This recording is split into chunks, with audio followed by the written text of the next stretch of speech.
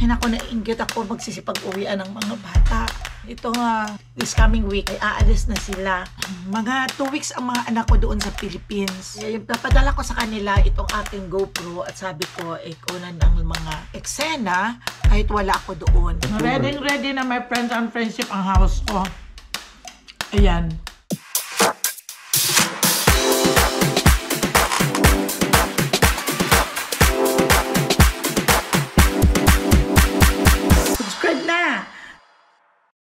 Welcome back to my channel. Naligo ako, my friends and friendship. Kati na kasi ang ulo ko. Every other day ako pag naliligo. Good morning. How are you? My friends and friendship.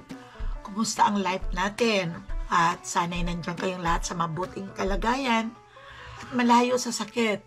Sana ay magiging maayos ang ating buhay. Kahit anong hirap ay malalagpasan natin. Kaya ingat lang kayo parati. At huwag niyong kakalimutan si God. Nandyan lang siya always. God is always take care us. So ingat lang kayo. Yun lang ang masasabi ko. At huwag niyong pabayaan ang inyong mga sarili. Yung mga nagtatrabaho, kahit papaano, take kayo ng vitamins. O, everyday, ang tinitake ko lang ay vitamin C. At saka, huwag niyong pabayaan ang sarili kahit papaano mag-vitamins kayo, my friends and friendship. Kahit multivitamins, o kaya vitamin C ako. At saka yung Centrum, yung vitamin. Yun lang ang iniinom ko para lumakas parati ang katawan. Kasi pag, mas mabuti naman yung mayroong ganon. Ay naku, nainggit ako magsisipag-uwian ng mga bata. Ito nga, this coming week, ay aalis na sila. Sila Cheryl, si Judelia, si Chanel, si Jarrell, at ang mga pamilya. Kaya naka-ready na din doon ang aking bahay para sa kanila. Sabi ko, mag-ingat lang kayo parati dyan sa Aklan. Dahil siyempre, may okasyon, madaming tao. Kaya kako, hindi mo masisiguro lahat ang tao na okay silang lahat. May matino, may hindi matino. Kaya sabi ko, ingat lang kayo parati. May mga na silang mga gagawin nila. Kaya naka-ready na din ang tagaluto namin. Naka-ready na, naka-order na ng litson sila. Kasi ang first, ang besperas doon ay meron silang party sa loob ng compound namin. Ang mga friendship nila, may mga bar sila doon. At nag-rent sila ng van kaya naka-book na yun lahat. Nagpalagay pa sila ng ice cream queue sa loob ng aming bahay, doon sa loob ng aming compound. At magano sila ng mga street food doon. Inarkilan yung street food doon. Sila ang mga friendship nila, sila magpa-party-party ang mga pinsan pagdatingan. Galing Maynila at galing na UK din. Kaya ang saya-saya nila. Sana kami din nakauwi dahil si Papa doon hindi pwede pa. Ewan ko sa March kung matutuloy kami. Sana naman Sana naman matutuloy kami para happy naman sana. Ay, Lord Lord. Kasi pinagdadasal ko lang na sana makapag-uwi pa kami. Dahil ano pa kaya ang aming inaano ni Papa dahil ito na kami. Nag-iintay na lang ng life natin. Mabuti pa kayo mga bata, kaya ingatan ninyo ang inyong mga sarili. Huwag ninyong pababayaan parati. Kahit papaano kumain ng maayos, my friends and friendship. Ingat kayo. Shout out, Blessy Matus. Shout out sa iyo na walang sawa sa kakapanodi ang aking isang subscriber. Shout out sa iyo. Minsan ang aking mga vlog, my friends and friendship ay maiikli. Kasi minsan may mga ginagawa ako o kaya kung ano-ano. Hindi nakakalimutan ko yaka. Minsan si Jarrell hindi pa natatapos sa aking vlog. Upload na niya. Kaya huli ko nang malalaman yan. Kaya minsan doon na naka-upload na kaagad. Kaya nagmamadali kasi ako parati. Ngayon itong GoPro kong ito, my friends and friendship, ay ipapadala ko sa pag-uwi nila. At andun naman kasi ang editor ko. Kaya minsan, my friends and friendship, yung minsan nalilate ang upload ko dahil dito pag galing sa Amerika ang mga videos at ina-upload doon ang editor ko ay nandoon sa Philippines. Kaya kung minsan yun, hindi na. Lalo na, ang ginagawa kasi itong anak kong si Jarrell, siya ang nagsisend doon sa editor ko. Nakaibigan din niya. Sinisend niya doon. Kaya lang kung minsan, inaantay ko pa yung off ni Jarrell bago isend. Kung mga cellphone lang, pwedeng i-direct.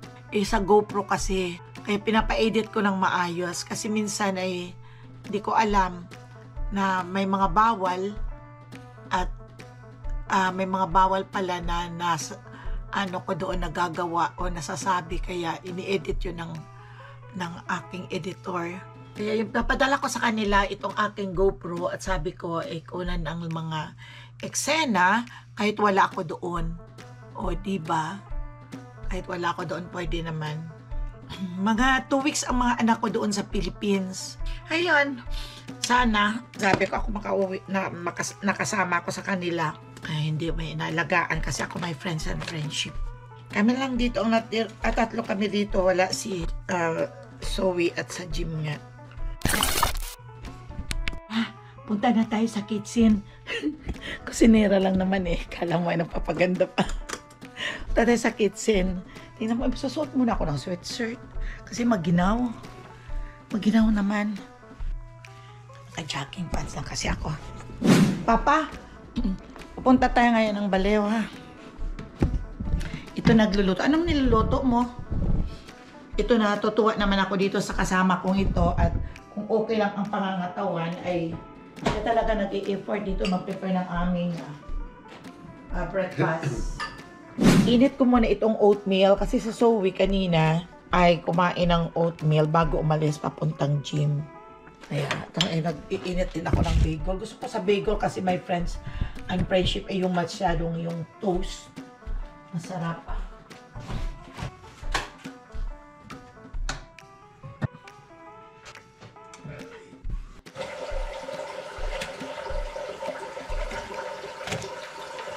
Inubos ko na lang yung oatmeal. Dito sa Amerika kasi my friends and friendship, alam ko naman na alam ng mga taga dito din, yung mga taga dito sa Amerika nanonood ay talagang, diba, mahirap talaga ang kumain dito. Pero kadaming pagkain sa pagkain, pero nakakasawa. Yun bang lalo na itong after ng holiday, naku, ang daming pagkain. Yung bang pa naghahanap ka ng gusto mong kainin, masarap pala magluto dad ng ano lang, yung kaya lang wala namang masyadong gulay at sobrang mahal. Ang pinakamababa na pound ng gulay is $4.99. Halos ang mamahal ng mga gulay at pipili-pili ka lang dyan ng kukunti kung ano lang ang meron. Naku, yun ang mahirap. Mas maganda pag summer, madaming gulay, lalo na yung mga dahon-dahon. Ngayon, pag ay grabe. May kutsara na ba tayo dyan? May plate na ba? Wala. Hindi kumpleto itong aking kasama dito na prepare. Okay. Napakahirap ng life naming dalawa. Kayo nahihirapan kayo sa trabaho niyo, sa life niyo. Kami nahihirapan sa walang trabaho. Oh my God. Ayan, ikalagay muna natin. Ito, yung kay Zoe, ito na natitira. Teka. Tik mo, piniprepare yung table natin. Akala ko ikaw nagpiprepare ng ano natin for today. For today's vlog, Papa Dudis preparing the table. Pero wala babawiin ko na lang. Okay. Ang dami nagsipag-uwian ngayon, my friends and friendship. Wala akong kutsara. Bakit ikaw meron? Ha, Papa Dudes? Kaya yun nga, ang nakakasawa at nakakalungkot, ang walang trabaho, yung paulit-ulit, ganun lang ng ganun. Life is life. Ay, ito. Ito kasi itatapon to kay Zoe to na waffle. Waffle nga. Kain na tayo. Maalat-alat yung pansit. Ang templada. Ito ang favorite ko, my friends and friendship, na ipalaman sa bagel yung cheese, yung Philadelphia. Siguro may pagkamahal-mahal din ito sa Pilipinas. Mga ganito. Hindi pa ako nagsubok na magdala nito pag umuwi, no? Nga? Pero pwede magdala nito. Dahil, isang gabi lang naman, I will. Ang sarap ng, ng bagel. Pero usually, ang binibili ko, my friends and friendship, na klase ng bagel, yung blueberry, wala naman sa Costco. Sarali lang yan doon sa ibang mga store, like Safeway. Ang bagel lang, ganito lang ang kanila doon sa Costco, yung may ganitong may sesame. Bro, usually, ang binibili ko yung plain. Masarap talaga siyang i-partner. Ito, hindi sana ako bibili nito dahil sobrang laki. Usually, ang binibili ko yung sa Box lang, pero isang ganyan. 6 yata ang laman doon sa loob o 4. Hindi ko natandaan. Nawala. Nung nagbili ako, ito lang, binili ko. Masarap yung ito mga friends and friendship. Ihalo sa spaghetti. Pag nagagawa ko ng spaghetti, ang Philadelphia. Nasubok na pa ninyo yun. Sarap talaga. Malasa. Say hi. Hindi ba kapag salita? Say hi to friends and friendship. Say good. Diba? Nagsasalita siya. Hi. Ready na my friends and friendship ang house ko. Ayan.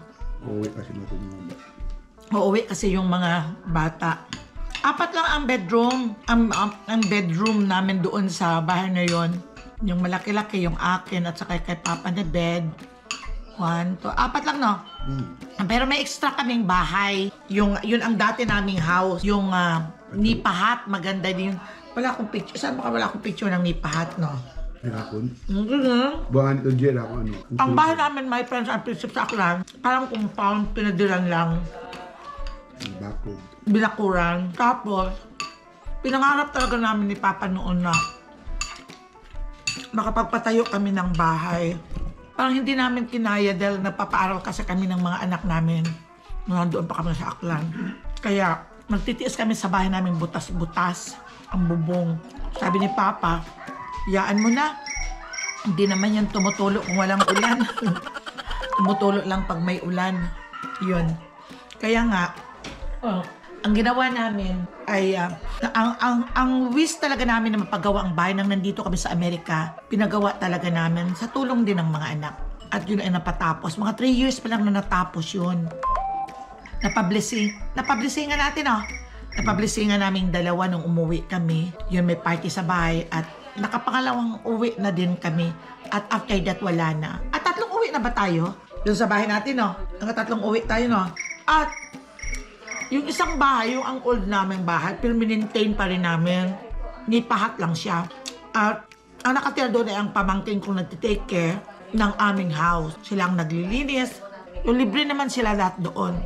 Yun. Kaya nami-maintain naman at maayos. Busog na naman kaming 2, tapos na kaming kumain. Kaya maya pag dumating si Jarrell namin yung punta kami ng Baleho.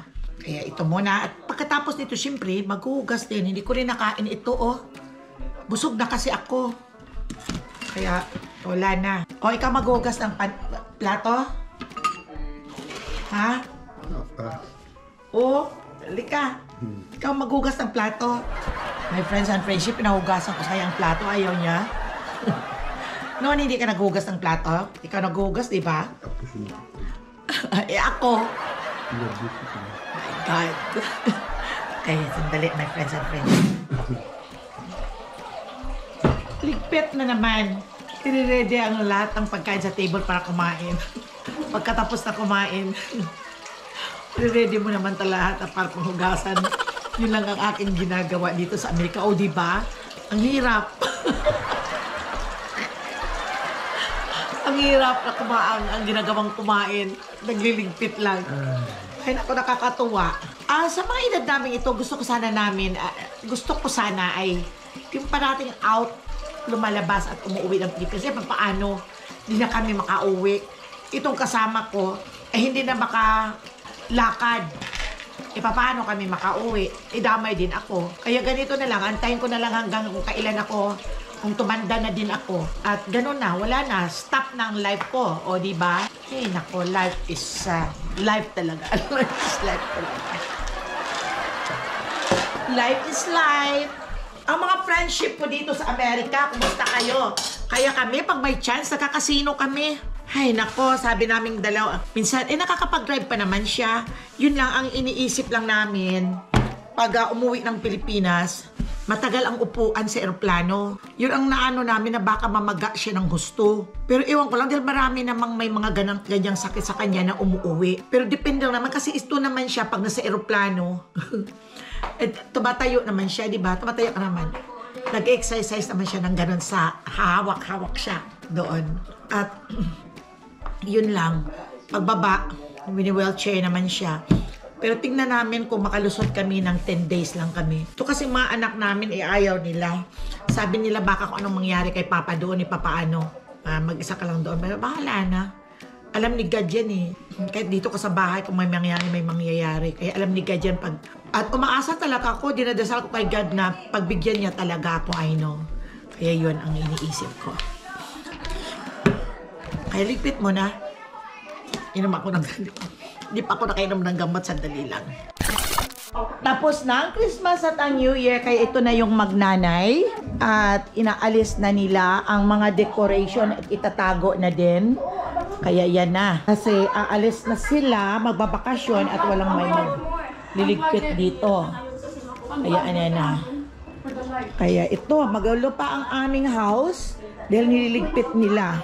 At aalis muna kami ni Papa Dudes, my friends and friendship. At pupunta pa kami, pick upin namin yung gamot. O diba tumawag kanina yung Malgreen. Kaya puntahan ko muna. Honey, so weird.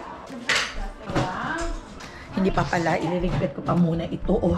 At mamaya mabasag.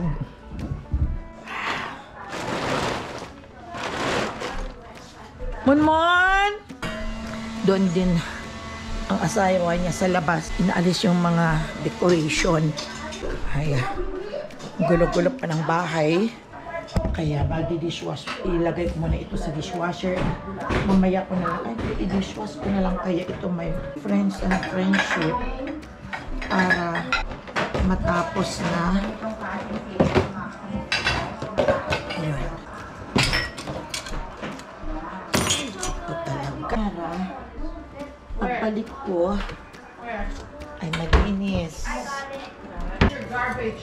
Okay. Alis na kami. Si Papa Dudes kaya tapos na. Papa Dudes!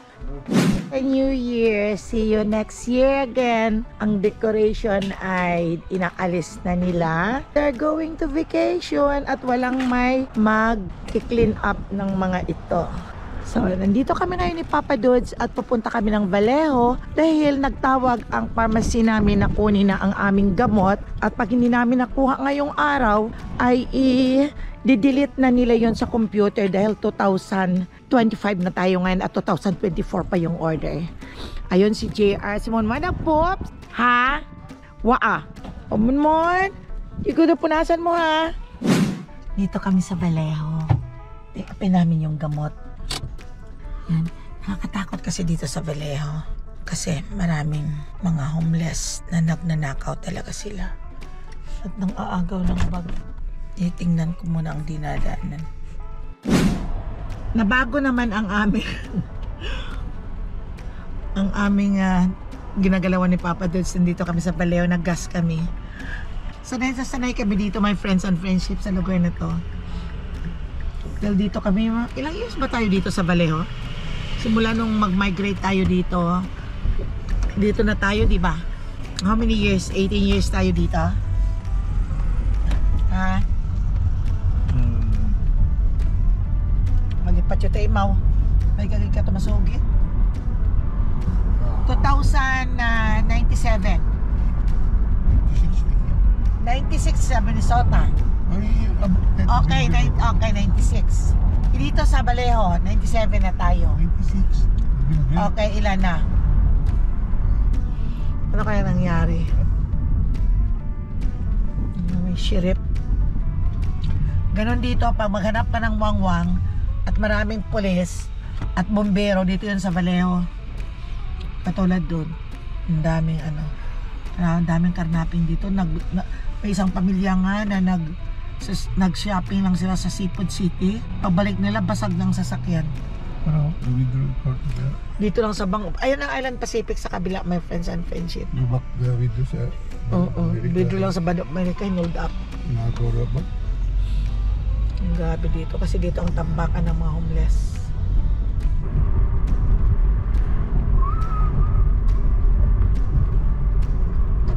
May simbahan dito. Tatlong simbahan dito na Catholic sa Vallejo, yung St. Basil, St. Catherine at saka yung St. Vincent. St. Catherine yung doon si Zoe nag-aaral. Tingnan mo, hindi sila ang dami nilang lemon doon sa Ang bahay na to, mayaman siguro din ito dahil naka-gated. At ayun, ang daming lemon nila. Ito, St. Basil Church.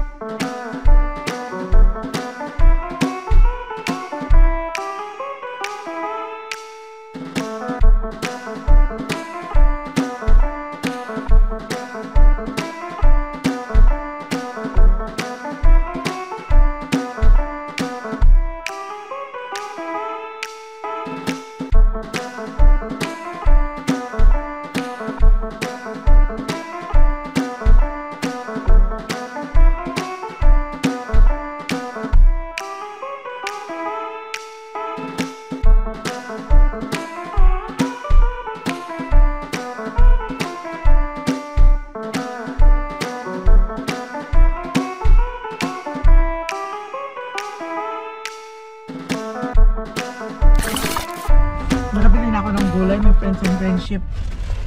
At nakabili rin ako nito ng pandesal. Ay, nako. Ay, nanay ko po. At mayroon ako nabili na, ay, nako, nakakandalaglag na to. Angelash. Oo, mga bumperon. Gahanap lang yan. Tika mo, hindi sa kanyang right of way eh. Bigla siyang liliko. Ito nabili kong tinapay oh. Kain lang ako. Dito mo stop right? Kaya man dito sa lugar na ito, bam. Andun yung mga bahay nila oh. O yun oh, nakatenta sila, dinutan lahat. Ayun. Iya, gawa lang sila. Yeah, pero yan ang maraming talagang hindi silang nagnanakaw. Ang hold up. Dito ba? Pag hindi natatakot itong isang to.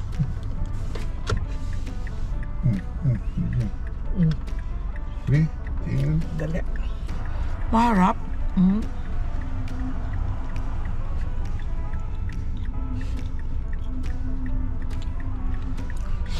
Pabalik na kami.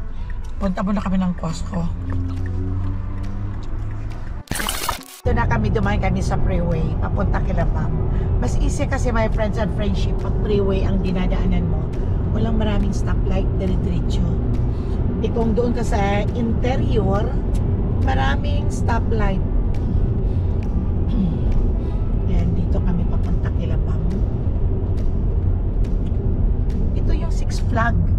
Yung Six Flags na to nag-ooperate to pag summer, tuwing summer. Yung mga rides, maraming mga sinasakyan. Yan. Doon yung freeway papunta kung saan kami minsan napupunta ng casino. Ay doon. San Francisco. Daan muna kami kila Pam. Kukunin ko yung mga sulat ko. Mag-charge muna dahil pupunta pa kami ng Costco. Antayin ko pa si Chiche. Dito sila Pam sa Cambridge. Doon naman si Judelia sa may una. Yung ano nga kay Judelia? Chara. Okay. Oh, my friends and friendship. Ang taong iniwanan ko dito, pumasok ako sa loob ng bahay ng aking anak na si Bam, ay itutulog ng tulog. Oh, kung sa bagay, deserves niya naman yun. Teka, ewan ko si Cheryl kung nasaan na. Okay, sandali. Ayan, my friends and friendship, ang anak ni Bam. Bebeng rampa ka nga dyan para makita ka ng friendship. Oh, yan ang maganda kong apo. Ayan yung pogi kong lalaki. Ayan. Naku, pabalik na kami. Madilim na. 4:52 pa lang pero madilim na ang panahon, no? Madilim na ang 4:52. Pero pag malapit na my friends and friendship ang summer, ang mga 8 o'clock, tirik pang araw. Pero pag ganitong winter, ang 8 o'clock, madilim na madilim na. You know my friends and friendship, itong kasama ko, nagre-reklamo siya. Ang dilim-dilim daw. Paano naka-sunglass ito? Madilim na nga. O, tama ba yun? O. Ako, yan ang tinatawag na iwanan na ng liwanag. Sabi niya, ang dilim. Sunglass, akala papogi siya. Di sunglass at kahit madilim na. Ay, hindi sila diretso. Yung green. Ang bagal-bagal naman yung nasa unahan. No.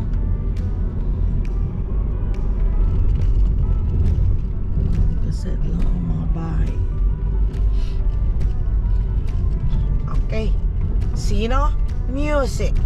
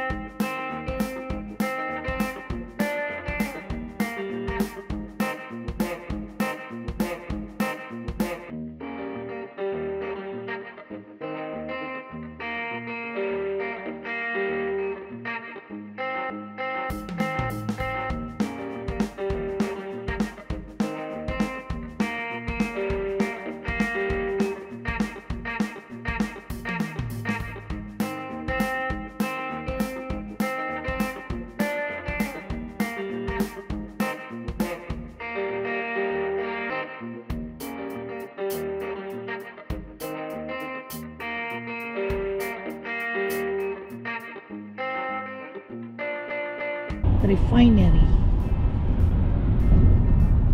We are going to Beachport, Anjo.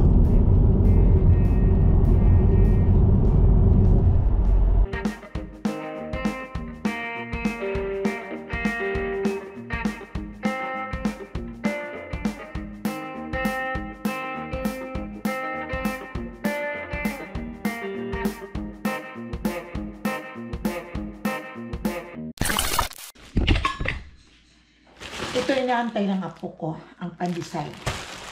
Kaya pinapainit niya sa akin. Ayan. Teka, ilabas ko muna ang toaster. Toaster, toaster.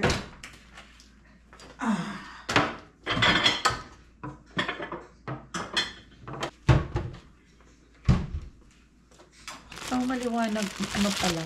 5:30. How many pandesal, my love? 2? And you want chocolate milk?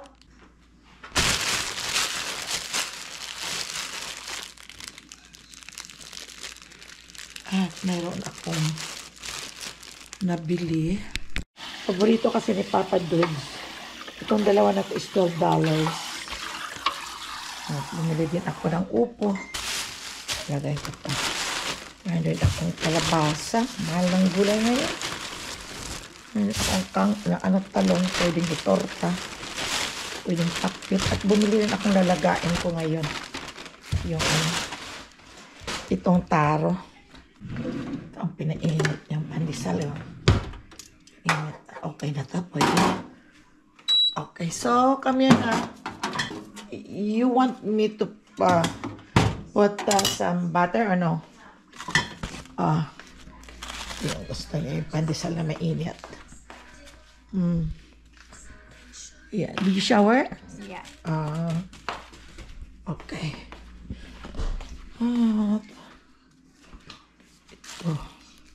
Ay, ito meron ko dito. Iwain ko pa yan.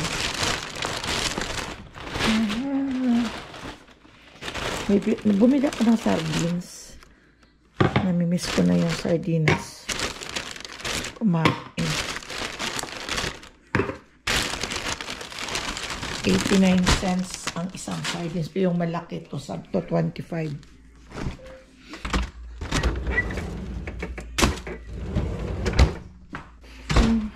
Okay. At ito ay aking hihiwain. Naglaga na ako.